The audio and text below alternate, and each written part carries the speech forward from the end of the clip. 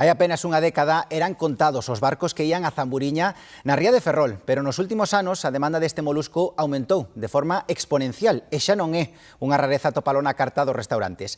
A última campaña deixou menos capturas das previstas, pero confirmou o inicio da rexeneración da Zamburiña en Ferrolterra, tras a alta mortaldade que provocaron as chuvias de 2023.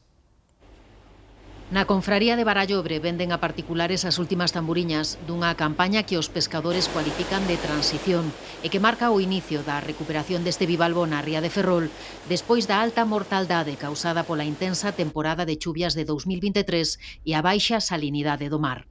Nótase que hai cría para as próximas campañas e esta campaña notouse que xa está crecendo, pero hai que esperar seguramente que para o ano que ven ainda vai ser máis abundante, que esta campaña é o inicial nese proceso de recuperación. O volume de capturas foi inferior ao agardado inicialmente e, por suposto, moito menor que a demanda deste marisco, que desde hai uns anos gaña protagonismo nas cociñas dos restaurantes de toda España.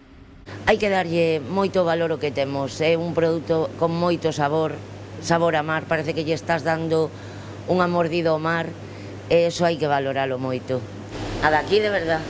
María pagou algo máis de 40 euros por un quilo de zamburiñas, unha cifra impensable hai apenas unha década, cando este molusco era prácticamente irrelevante na actividade pesqueira. Levo 12 anos aquí e cando cheguei aquí a campaña eran esporádicas, había que buscar clientes, os clientes o máximo que daban, por exemplo, era 3,5 euros o quilo. A próxima campaña de zamburiñas agárdase para maio do ano que ven. Preparadas á prancha xa son unha delicia, pero en Ferrol convídannos a probar a súa propia receita, a tradicional, con sofrito e patacas fritas.